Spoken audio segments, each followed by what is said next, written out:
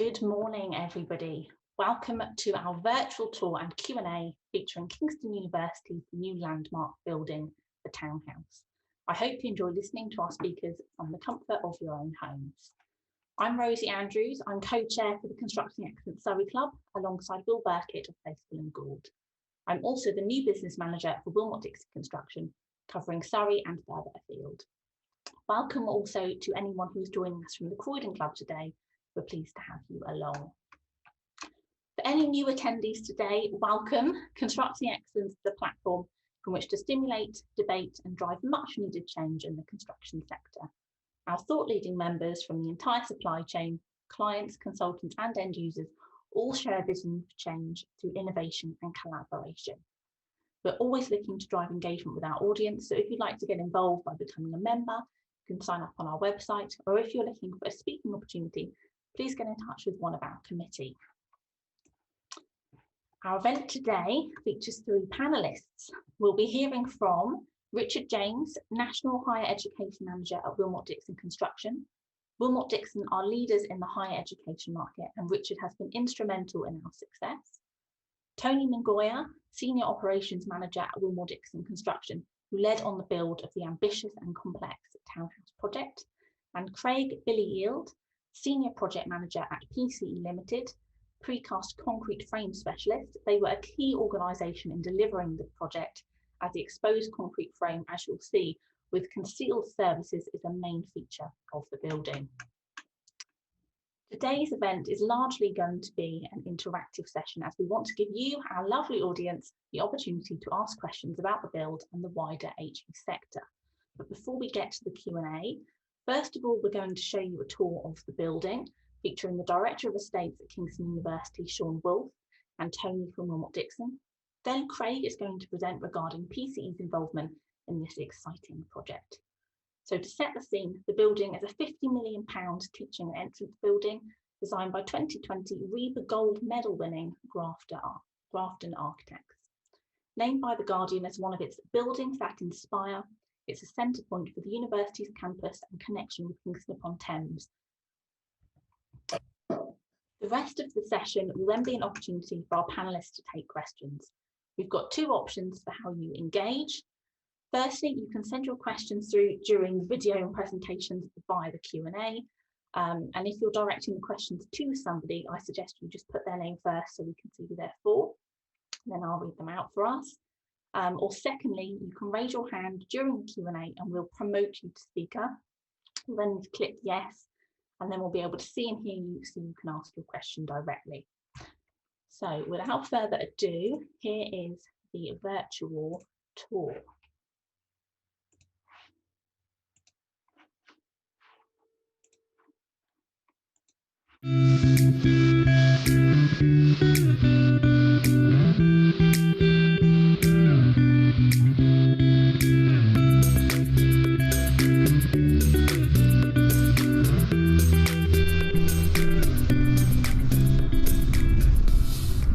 Welcome everybody, my name is Sean Wolfe, I'm Director of Estates and Sustainability at Kingston University.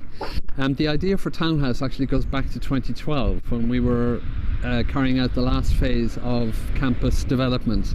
The building was conceived as a statement of confidence, something that would properly announce the presence of the university in Kingston. Our main library at the time was inadequate for our students.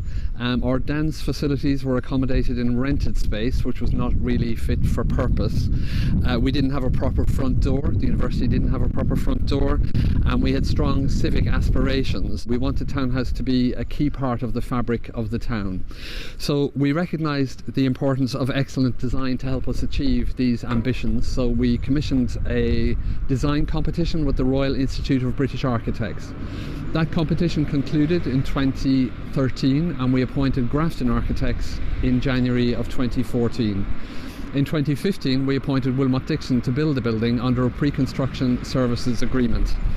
One of the biggest challenges that we had to face with this building was actually convincing everybody that it was a good idea to lose 180 car parking spaces to produce the civic landscaped park that you see directly behind me that runs the whole way along the front of the building. We also had an issue with planning the first time round, but the revised scheme received unanimous approval. In terms of successes, the successes have been many for the building. One of the key ones from my perspective is the way that the building has supported the university during the COVID pandemic. The flexibility of the design meant that overlaying social distancing was actually relatively straightforward. And very importantly, from our student perspective, the openness of the building meant that people felt safe in there, even in times of low occupancy. The building was actually a beacon for the university during those dark months. It has become the front door to the university, as well as its civic heart, and it has greatly improved our links with the local community. The sheer quality of the building has exceeded everybody's expectations. We have a very high proportion of commuting students here at Kingston University, so Townhouse has become the destination of choice in between learning events because of the excellence of the social learning space and the study space that's in the building. I have no doubt that this is transforming the learning outcomes for our students, and I'm really looking forward to a research project that we're doing with Wilmot Dixon, the Higher Education Design Quality Forum and the Association of University Directors of Estates, which is looking at the link between excellent buildings and educational outcomes. So I'm going to hand you over now to Tony Mingoya from Wilmot Dixon. Tony has been a member of the team on this project right from the very beginning, so he's very well qualified to talk you through a virtual tour of Townhouse at Kingston University. Thank you very much.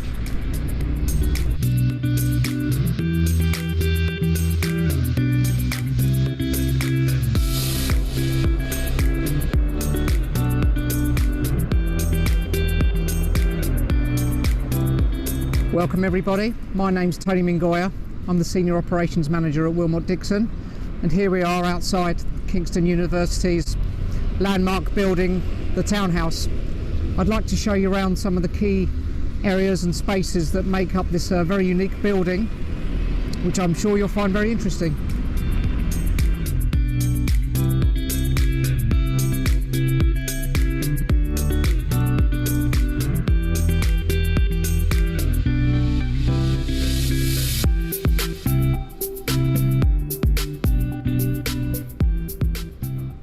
So we're currently stood in the main atrium entrance area of the building. A whole sense of openness starts as you enter through the large revolving doors and approach the main stairs. There are no barriers or security turnstiles, and this adds to the free-flowing layout of the whole building. So the townhouse encompasses a variety of spaces, and these are all formed using the precast key components, beams, columns and double T's. So this includes a library area, which extends over 3 floors, a performance teaching space, a 300-seat auditorium with dance studios, study rooms, project spaces and cafes, all of which we will show you during our tour.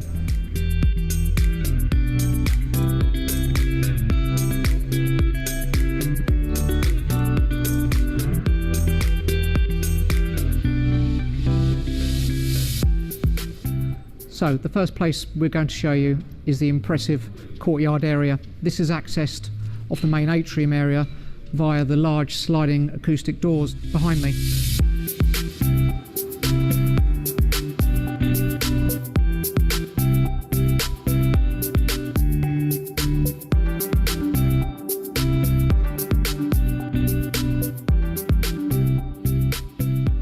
The doors that we've just passed through are acoustically treated and are openable to allow the 2 spaces to be joined and opened up to form a very large open area.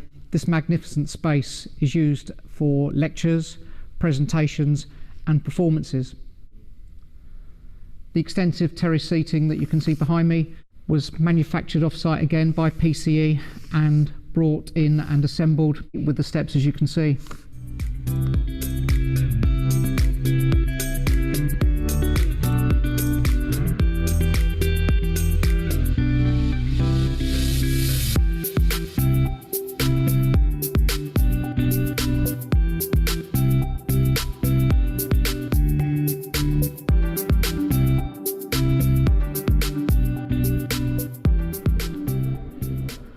located on the first floor now of the building.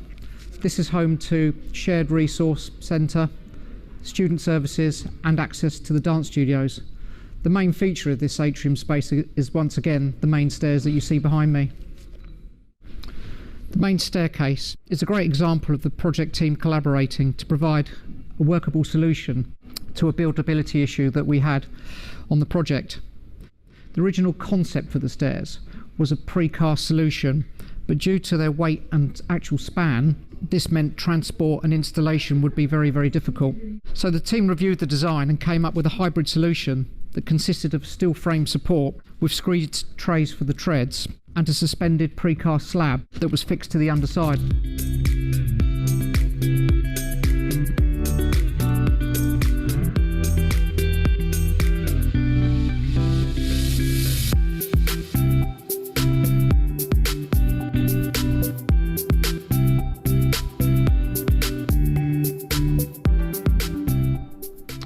We're in one of the 3 large dance studios located on the first floor of the building.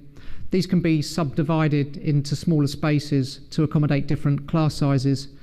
The main feature of these areas is that there are box within box construction. These are all acoustically treated for 2 reasons. One, due to the proximity of the library, which is to the side and above us, and secondly, the proximity of the residents, as you can see through the windows.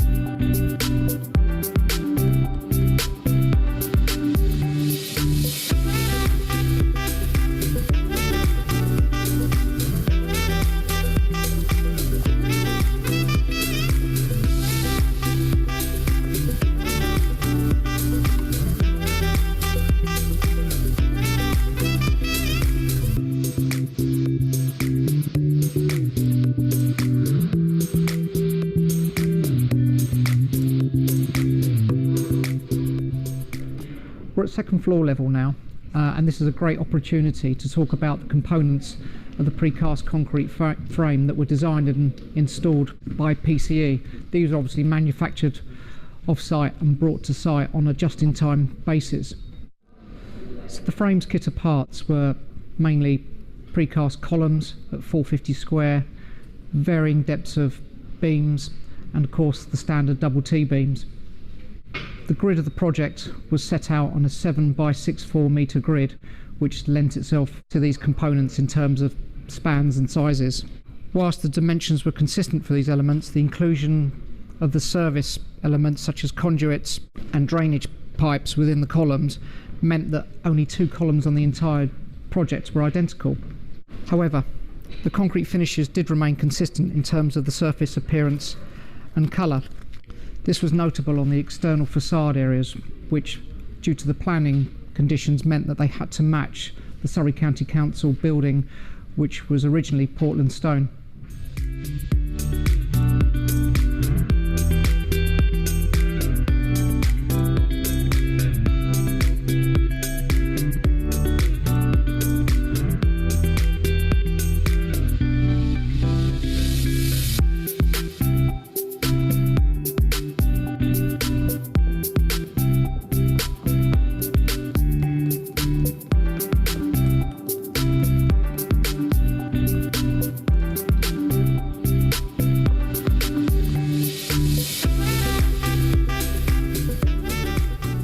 We're now at level 3 of the main library area within the building. One of the key features here is the cantilevered floating staircase behind me. This was fabricated off-site and was lowered into the building just before the envelope was closed in. It's constructed of 15mm plate steel, and due to its size and weight was delivered in sections. The main feature of this, as you can see, is the floating aspect, and that was fixed by cantilevering off the beams at levels 3, 4 and 5, again done in conjunction with PCE and the structural engineers.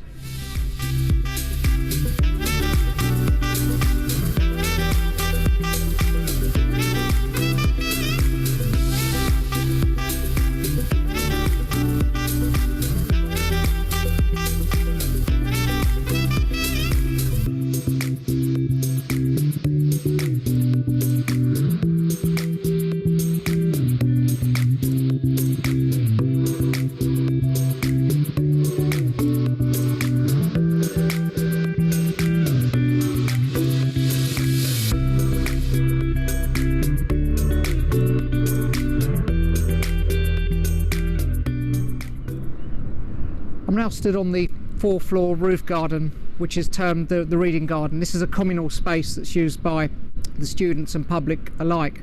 It's only fitting that I talk about the environmental aspects of the project.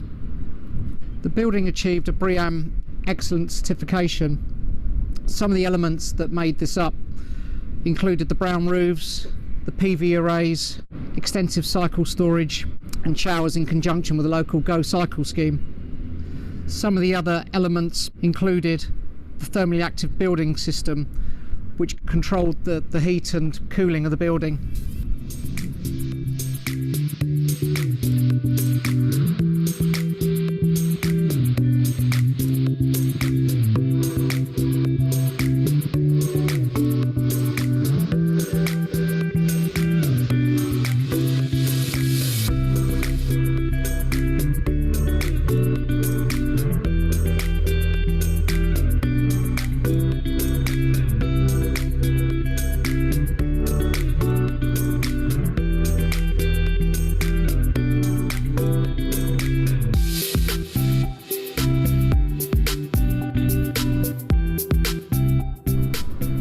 So I hope you've enjoyed the tour of the townhouse.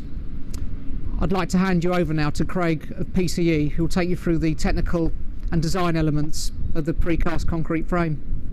Thank you.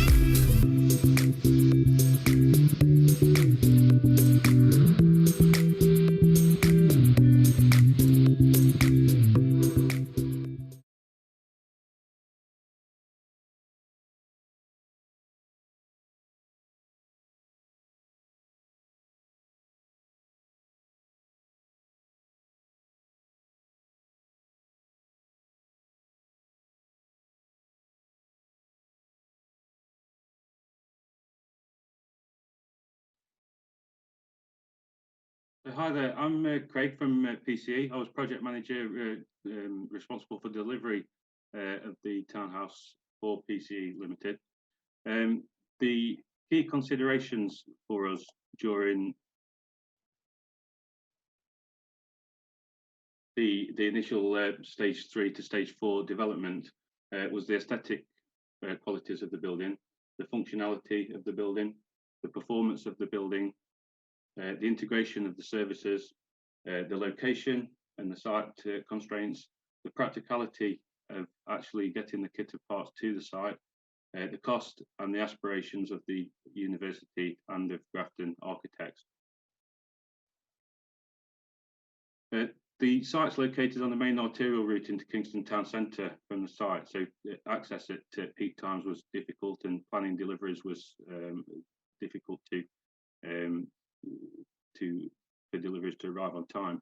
The location itself carries restrictions in haulage movements due to the wide loads that we was bringing into site, and we were bounded by residential neighbours to the northwest of the site, and obviously the existing university to the north and east, which required to stay in operation during the build.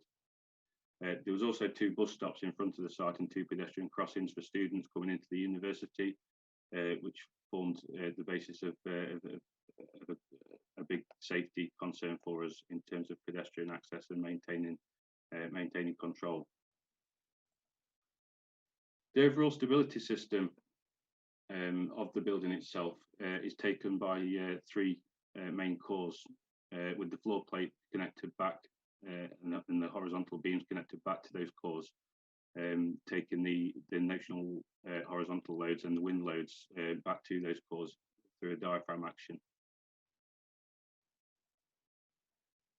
The vertical structure, as you saw in the video, is mainly picked up by a series of precast columns and walls, thus taking the vertical loadings back down to the foundations that were cast in situ. As Tony alluded to in the video, the use of the standard double T slabs of varying depths to suit the load conditions were used in the floor build-up. The widths were configured to meet the structural base sizes. So the double T was 3.2 meters wide, which meant we had 2 slabs per structural grid. They spanned from 7 meters to 16 meters in some cases.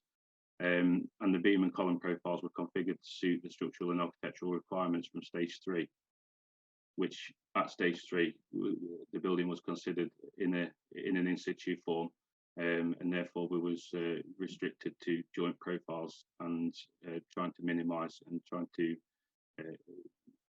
maximise the use of the off-site kit of parts, but keeping the initial aspiration to get an exposed concrete finish. The structural colonnade was the key architectural feature of the building. The concrete exoskeleton creates external spaces, which were usable spaces, and the concrete finish had to fit with the surrounding buildings, with the main reference being to the council building opposite. The colonnade was split into a kit of parts, but with key emphasis on services integration. So rainwater pipes were embedded into columns, drainage channels were cast into the floor slabs. So there was no exposed rainwater or drainage goods on the external colonnade. Exposed concrete itself lends itself to utilising the thermal mass as part of the HVAC strategy. The thermally activated building system used this slab and the area of the concrete to enable that to cool the building, and the soffit's condition to control the ambient temperature internally. The tab system was integrated into our structural top-ins. We considered design modelling was undertaken to ensure that the partwork was integrated with our design, and there was no clashes in terms of structure with the proposed routes of the tab system back to the manifold positions. So everything was coordinated through BIM. The key interfaces, as I alluded to earlier, the original stage 3 design, looking at an in situ solution, means less joints in components. So one of the big considerations for us was that Grafton architects didn't want a building where the junctions became prominent and took away from that concrete finish. So symmetry and tolerances were key for us. But obviously the components were working very hard structurally also. So there was many connections involving 4 beams intersecting on a 550 mil square column. So there was not much space in there for bearings and connections and continuity reinforcement through those connections.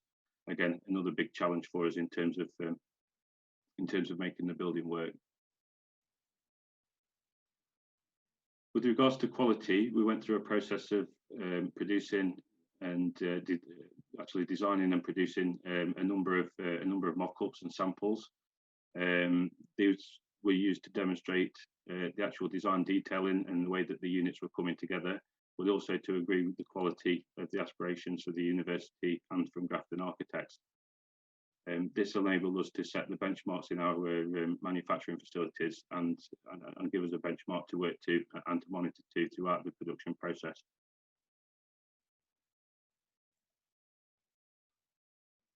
The construction sequencing for the mainframe and the programme ensured that we were delivering a floor level approximately every 4 weeks, with planned just-in-time deliveries, meaning that what came to site actually went onto the building.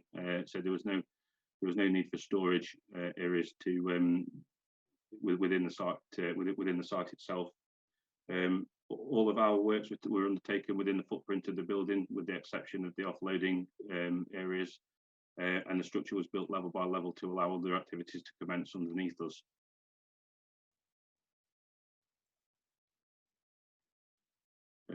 We can't use precast concrete everywhere, so as we're a hybrid company, we pride ourselves on being able to choose the right solution for the right for the right purpose. We couldn't make the main feature stairs within the atrium work as a full precast option. So we went back through a design solution in terms of utilising a steel frame solution for the stairs, and then erecting precast cladding to the soffit of those steel beams to create the appearance of a solid precast concrete feature stair. The main auditorium was a key space in terms of the functionality of the building. We incorporated rebates in the precast units for seating areas. We incorporated circular holes for air circulation and ventilation into those areas. And there's a 16-metre span above the auditorium carrying the landscape loading and all of the hanging production and performance equipment. And this slide just shows the concept to reality in terms of the original architect's intent in terms of graphics to actually what we've ended up producing.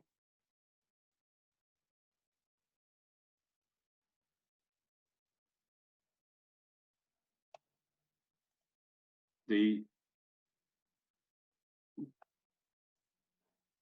colonnade, in terms of the colonnade construction, the grit blast reconstructed stone columns, fins and beams were provided to match the Portland stone of the council property across the road, with retarded exposed aggregate finishes to the walkway slabs.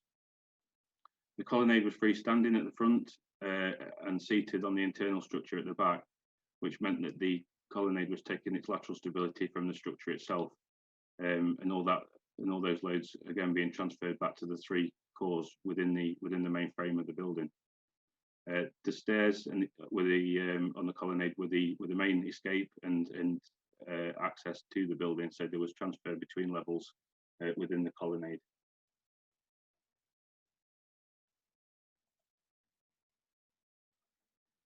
We talked about sustainability and our analysis of the embodied carbon within the offsite solution that we've provided provides us with a figure of 237 kilograms of carbon per square metre of gross internal floor area. If we compare that to the LETI guide for a building of this nature, then the structure in the envelope should be achieving somewhere around 790 kilograms. So the offsite manufacture and the reduced deliveries have helped massively in terms of bringing townhouse under the industry standards for embodied carbon, which also helped with the BREEAM excellent achievement. We'll now show a short video in terms of just showing the animation, the time lapse of the actual construction.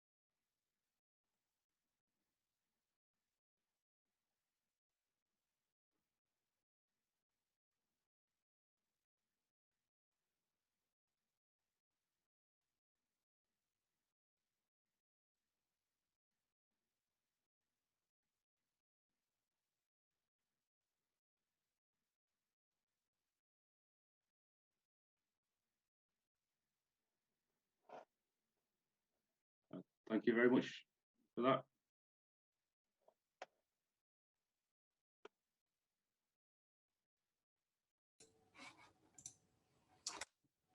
Thank you very much, panellists, for your contributions so far. If you'd like to come back to the stage so we can start our Q&A. We've had a few questions come through. Some people are putting them in the chat, so the rest of the audience can't see them, but we'd encourage you to put them in the Q&A so that everybody can. So we heard from Craig a little bit earlier, and we've seen Tony in the video. So Richard, can I ask, did you just want to give a brief overview of your remit at Wilmot Dixon so our audience know what kinds of questions to ask you about, please? Hi Rosie, yeah, good morning everyone. My name is Richard James. I work for Wilmot Dixon as National Higher Education Sector Manager. So that means I'm responsible for supporting that profile within the sector. So, and making sure we're responding to the needs of the sector. We deliver about £250 million worth of work to universities and colleges each year. And it's really important, therefore, that we're providing the services and the products that they need. So I support how we position ourselves in the sector, some of the solutions we offer for the sector. So yeah, any questions around how we work with universities, what priorities are for us in supporting universities, I'd welcome any questions on those. So thanks, Rosie. Brilliant. So if anyone wants to come on screen to ask their question, please raise your hand and we'll get you on. So do we have any brave volunteers who have put their hand up, White Label? We don't yet, but Janet or Will, would you be happy for us to come to you live? Janet, we're coming to you. Lovely. And anybody coming on to ask a question, could you just do a brief introduction before you ask a question, please?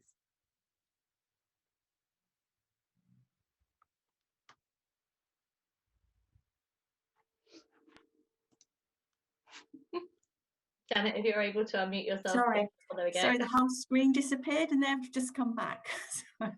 Hi everybody, my name's Janet Shields and I work for Vulcan Ellis, a construction company based in Crawley. My question is regarding the cost. What was the cost and duration of the project, please?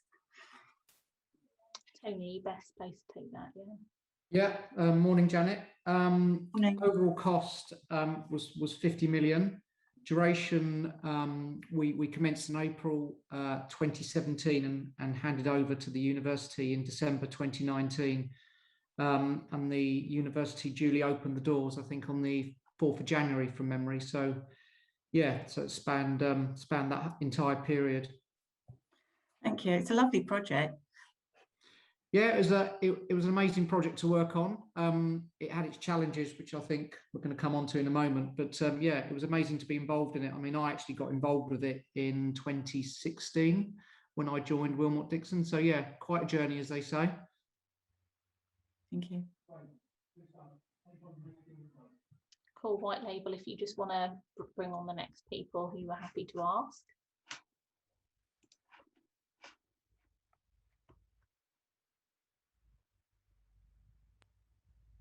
Craig, we're coming to you next if you're able to unmute yourself. And then I'll come to Will after that.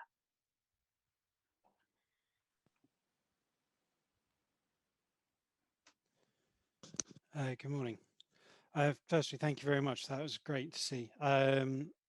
It's great to see the concept. I'm Craig Goddard. I'm from Scott Brownrigg Architects. I've said, first of all, it's great to see a building delivered from concept to design to physical embodiment in such a closely aligned scheme. So really, congratulations on that. I just wanted to ask a quick question about something in the very early part of the presentation. About, Richard, probably to you, I think, is about how you see the building improving the student outcomes in the future.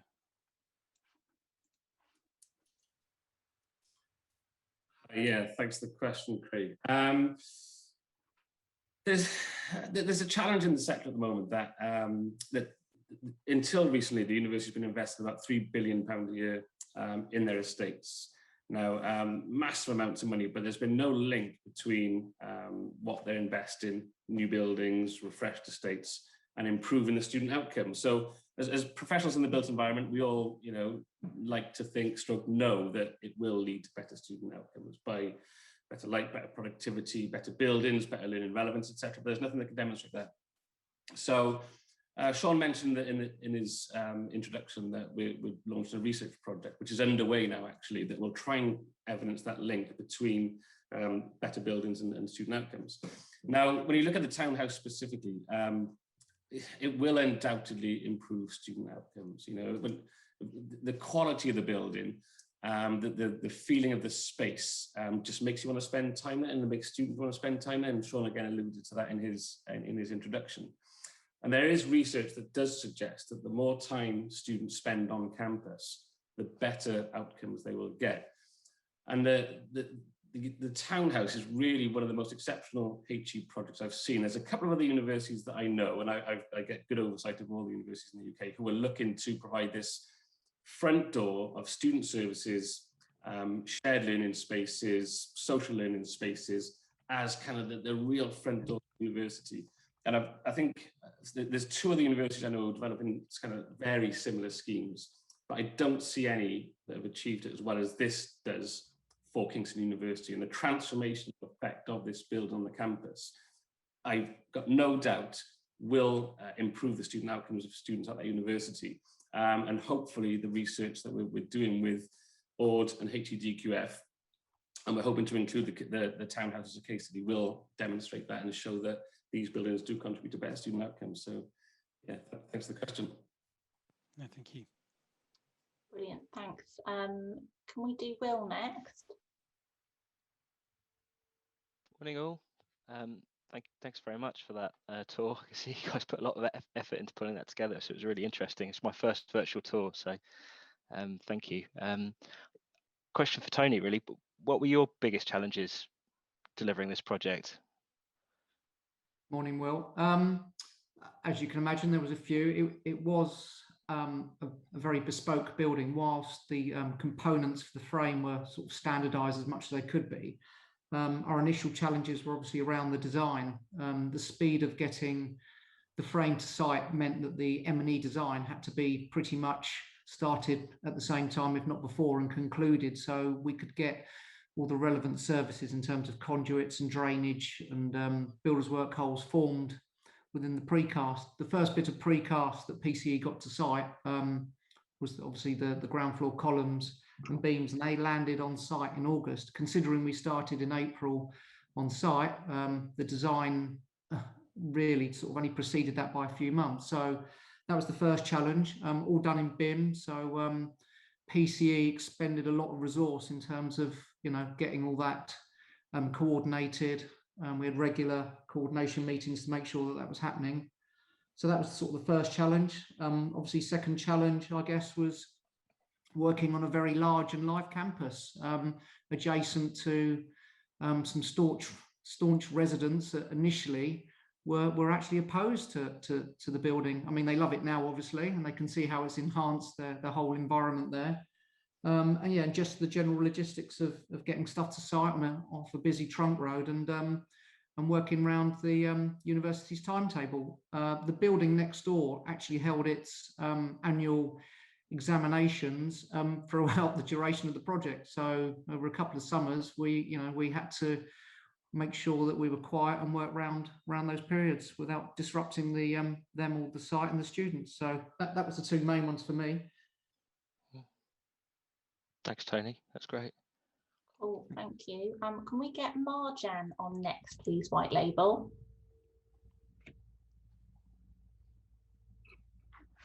Hello, good morning. Can you hear me? Mm-hmm. Yes, fine. Thank you very much. It was interesting presentation. First time ever I've seen these virtual tours of new buildings. I have actually a couple of questions, if you don't mind.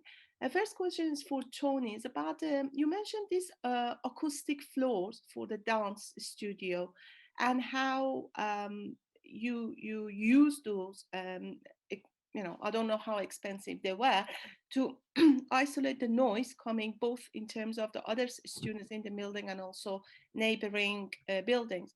Can you just a bit expand on that in terms of what sort of material have you used, how readily available those material are to everybody, how expensive do you, and also post-production and now students are using it, how effective they have been in regards to actually noise blocking and bringing noise pollution down. I got a second question for Craig, but I guess I'll wait for Tony to answer this question before I go to that, if that's okay. Thank you, Marjan. No problem. So I think I said in the virtual tour, it was a box within box construction. So obviously the main structure was the concrete. In those actual areas, I think we came away from the double T's and we used a plank construction there with a concrete screed. Then to form the actual dance floors, we then had a raised floor construction, like a traditional, computer raised floor. And then it was basically lined with a series of cushioning materials. So I think the first material was timber. Then we had a sprung dance floor mounted on that, and obviously finished with the vinyl. So it was a series of different materials stacked together. In terms of the walls and the ceilings, obviously, I don't know if you saw in the video, we had very, very deep voids and cavities for the wall construction. So, and obviously 2 layers of glazing. So with some acoustic properties there. So they used the depth of the walls to maintain that acousticity. Ceilings were similar again. We used a Baswa ceiling. So basically it's a very dense cement board, which is then finished with a skim, and obviously it's insulated above. So yeah, a varying degree of different materials all stacked together was how we achieved it. In terms of expense, I guess it does get expensive with the range and number of materials that you need, but you need that, obviously, that amount of volume to get that sound deadening. And if you could see it and walk around, they'll do very, very loud productions in there, adjacent to the library, with no noise leakage at all. And we had to obviously test it as well to prove that, and we had an acoustician involved from the start. So yeah, it was it worked. Thank you very much, and it was very interesting. And my second question is for Craig.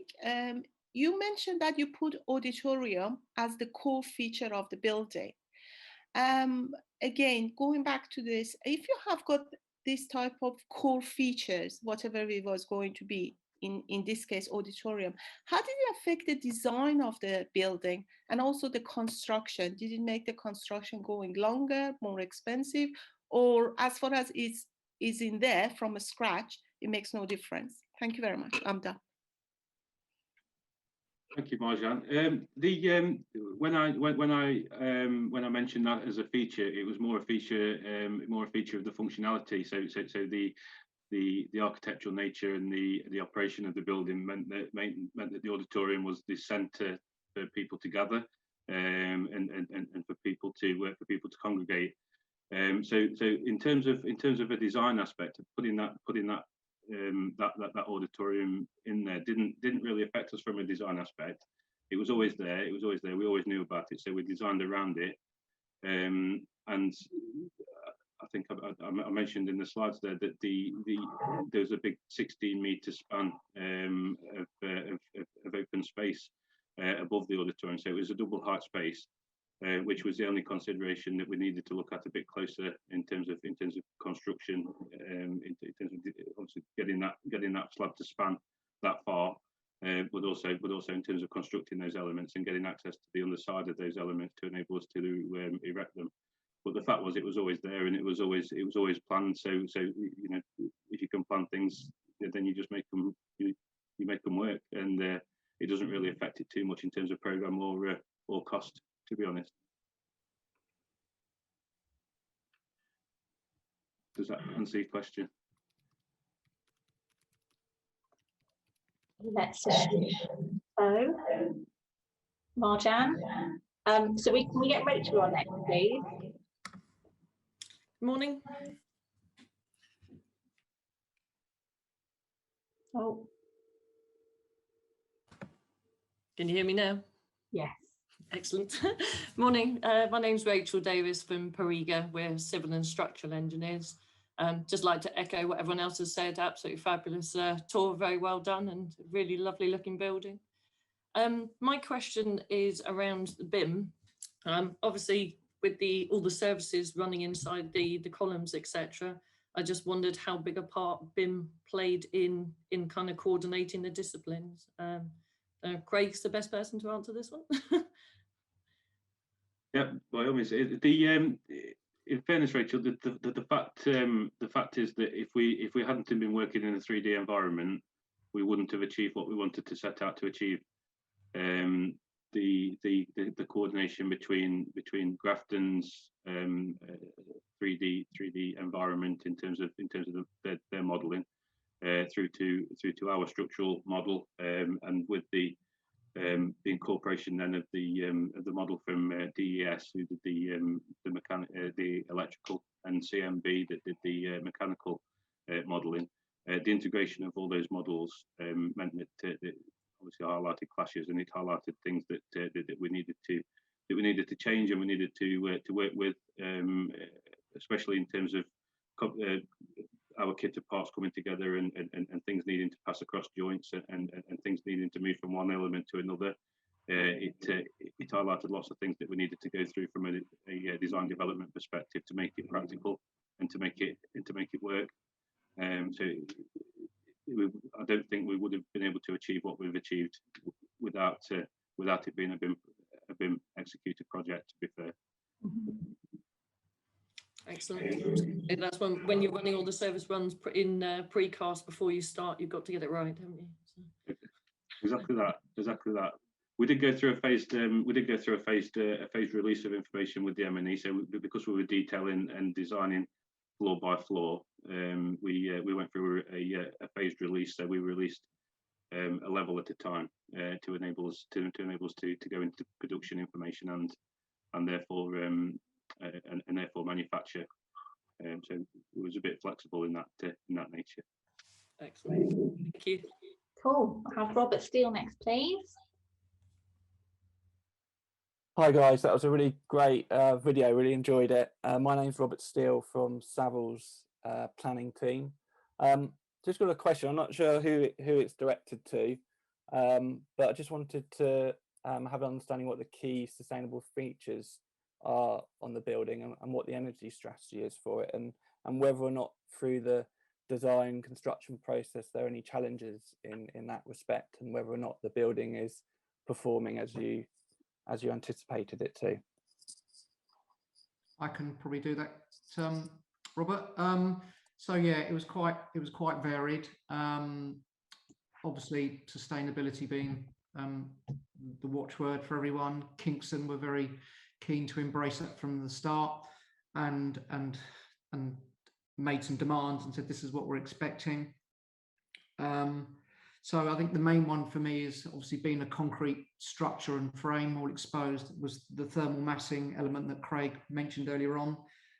You saw the tabs or thermally active pipes that were embedded in the structural screeds at every level. They're at every level, including the roof, and basically they're cooling the slab. So any heat that's gained by the slab during the day is cooled off and obviously then released overnight. So that was the big thing for them. Obviously they ticked all the boxes in terms of M&E plant. So the heating strategy for the building and hot water is all around air source heat pumps, a CHP unit, PVs. I mean, they even considered a river source heat pump in the very early days, but they couldn't get that on board quick enough. So we've installed all those things, and yeah, to great effect. Last summer, we had some really hot temperatures, so it was interesting to see how the building would perform. I mean, 32 degrees, I think we clocked one day externally, and the building was perfect. Great environment, nice and cool in the summer, and obviously nice and warm in the winter. So yeah, no problems at all. Obviously, they're collating data now on energy usage and cost for that. So it'll be interesting to see that once they've shared that data with us. But yeah, as you saw, the BREEAM rating was excellent. So yeah, it was job done. Great, thank you very much, Rob and Tony. Richard, one's come through for you through the chat. So if I may, what are the post-COVID economic prospects for higher education?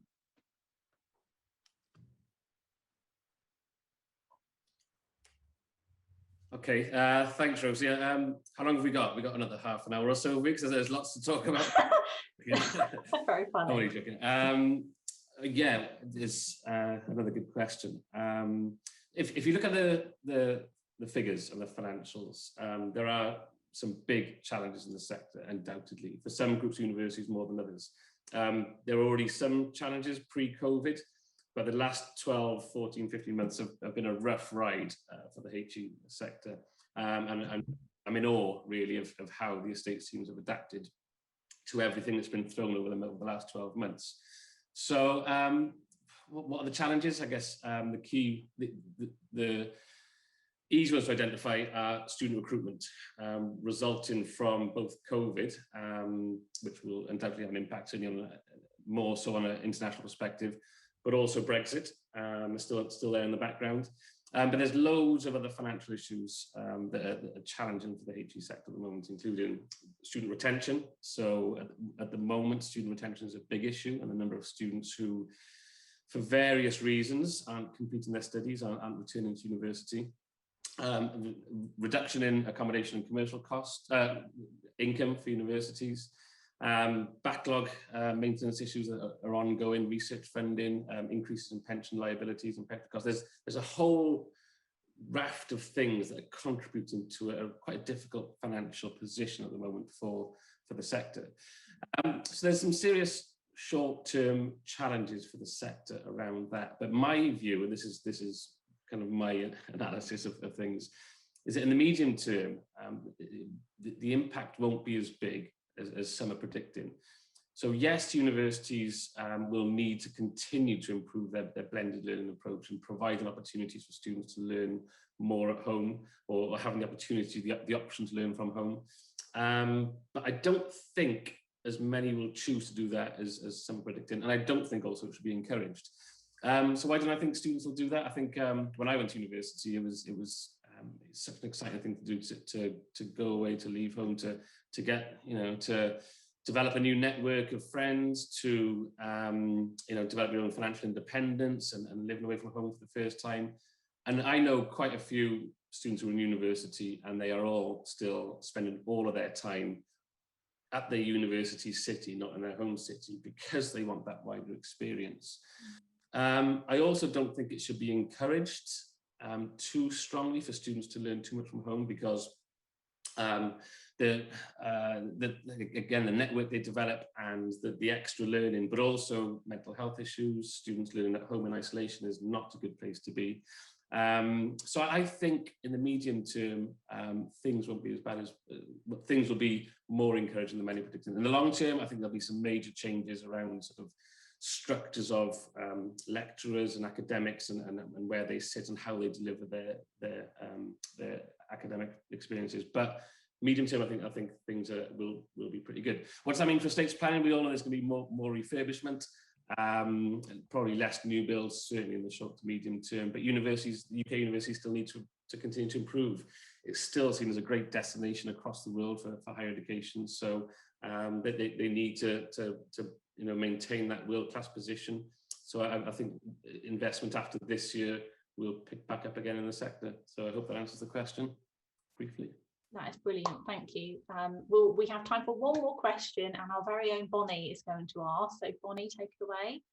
What a lovely intro. Thank you all so much for the presentation. It's a really stunning building, and it's definitely doing a really good job of giving the university a front door and a presence in the town centre. I just had a question about, probably for Richard again, about the most important considerations for higher education institutions when they're bringing forward a new building. Like, are there trends that are different to some of your other clients in terms of their focuses and priorities when they're thinking about reimagining bits of their campuses, or bringing forward new schemes?